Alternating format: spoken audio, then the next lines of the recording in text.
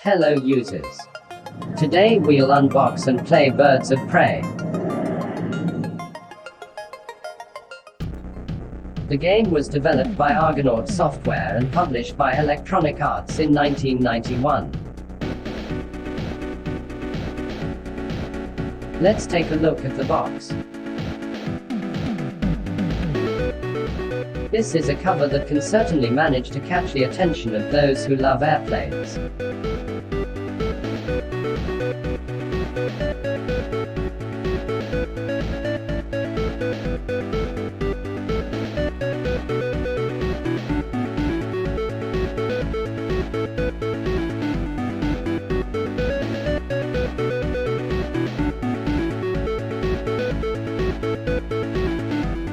Let's open the box.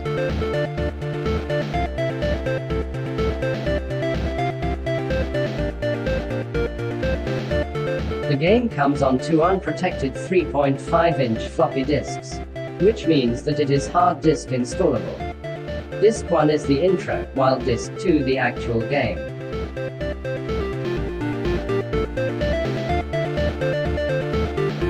This is the command summary card featuring loading and hard disk installation instructions as well as a keyboard map.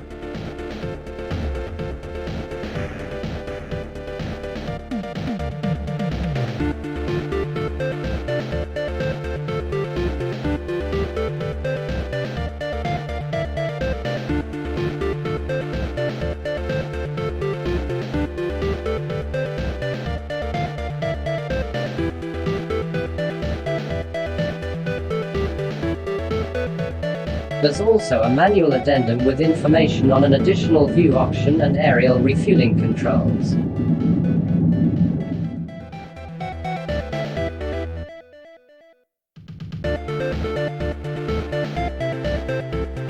Finally, there's the 188-page manual with a detailed description of the game.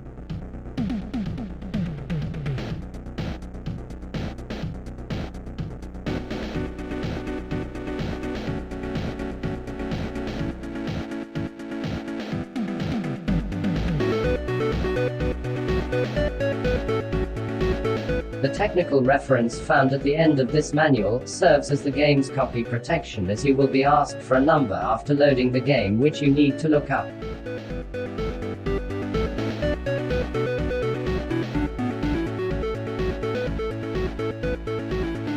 Birds of Prey is well known for its vast array of player-controllable aircraft, featuring a total of 40 NATO and Warsaw-packed airplanes, which is more than any other simulator had to offer at the time.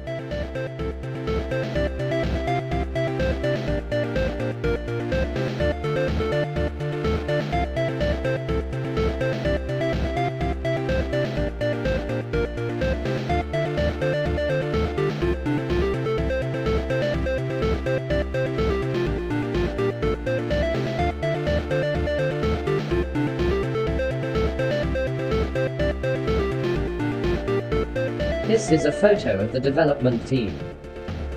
Argonaut Software specialized in developing 3D games, being most famous for their Starglider series.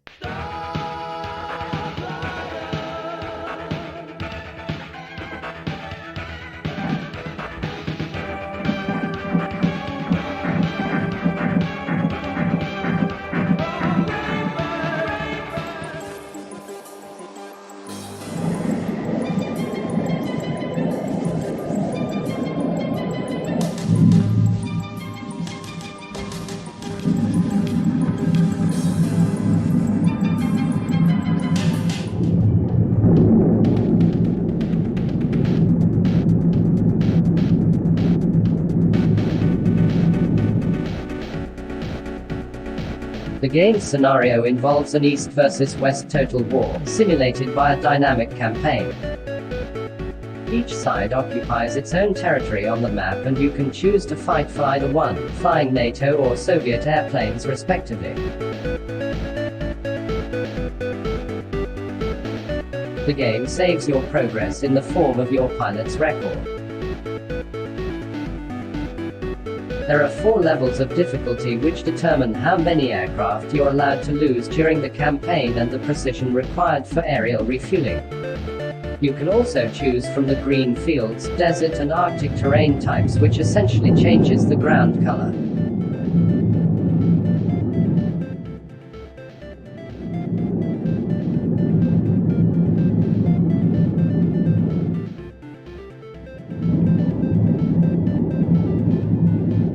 You may fly alone or with wingmen, day or night, as the mission starting time is also selectable.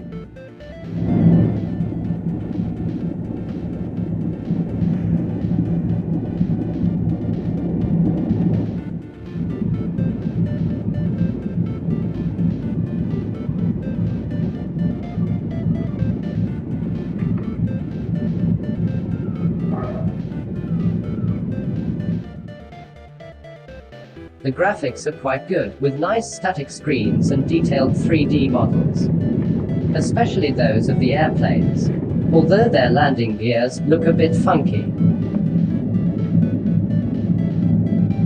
The sound is also good, with engine wind, weapons release and explosion effects.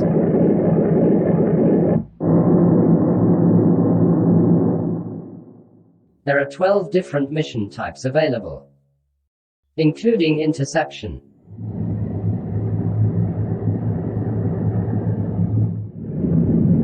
escort,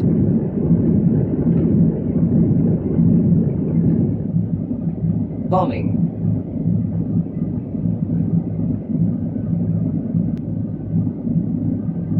troop and supply drops,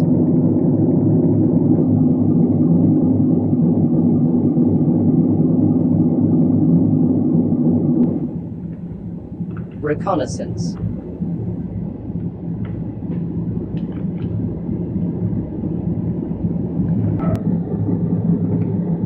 as well as test flying of experimental aircraft.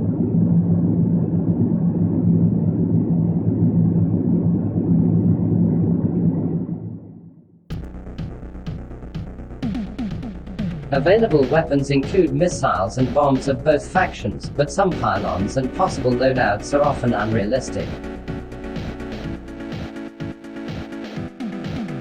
Another nice detail are the visible payloads in external views. Birds of Prey, possibly being the first game to implement this feature. Offering such a large number of flyable aircraft comes with some compromises, as there's only one generic HUD and cockpit available, which are common to all airplanes. The HUD depiction is quite good, having both navigation and radar modes.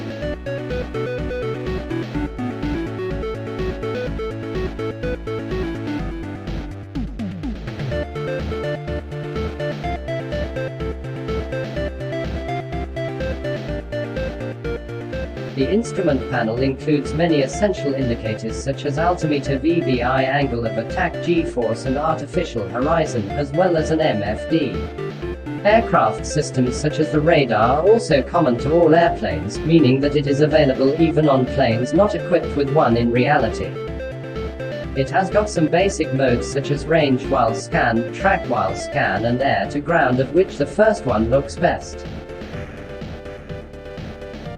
The flight model was quite good at the time, simulating all axes of motion, angle of attack, weight, drag and sidestep, although in some cases it feels a bit quirky.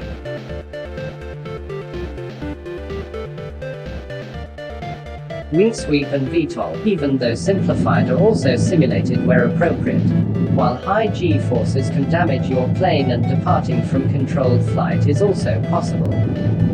In addition, there are some differences in flight characteristics among the various aircraft, so transports and fighters handle differently.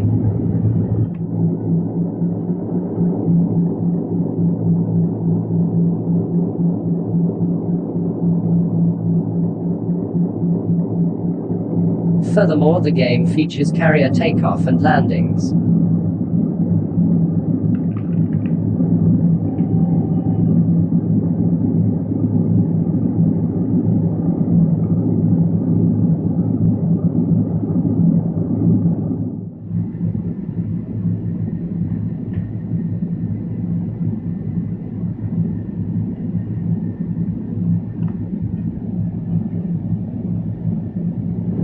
Aerial refueling is also possible, but it's semi-automatic.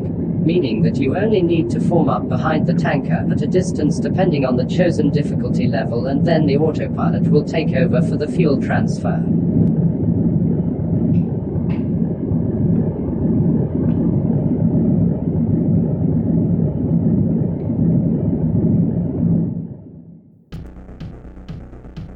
Weapons deployment is remotely realistic in air-to-air and air-to-ground modes, but oversimplified when using the gun.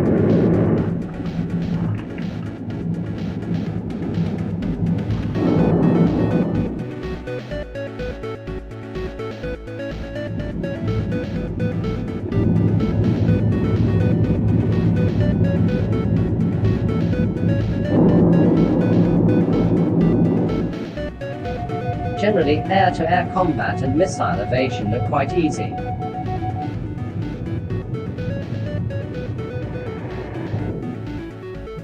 A PC conversion was published in 1992 having support for various graphics and sound cards at the time, which is almost identical to the Amiga version, though missing the terrain type option.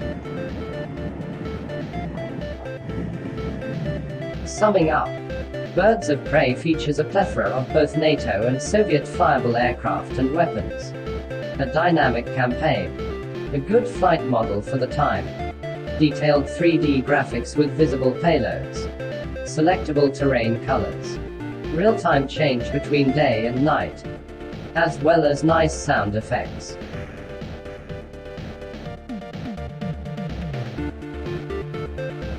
Let's take a final look at the box contents.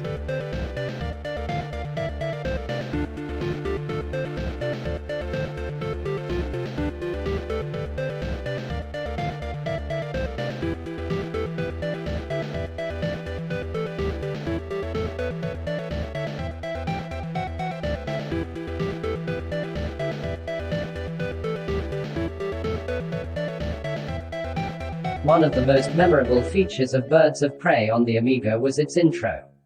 Let's watch it, and then fly a mission.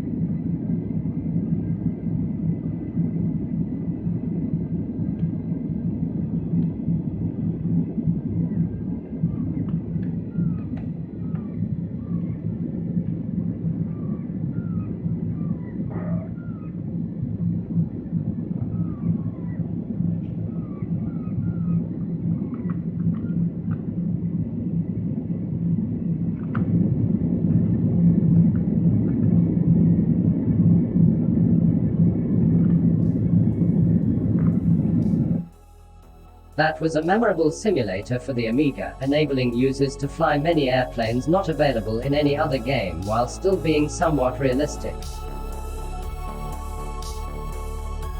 That's all for today, users. If you'd like to see more missions, let me know in the comments. Until next time. Here are some more videos for you.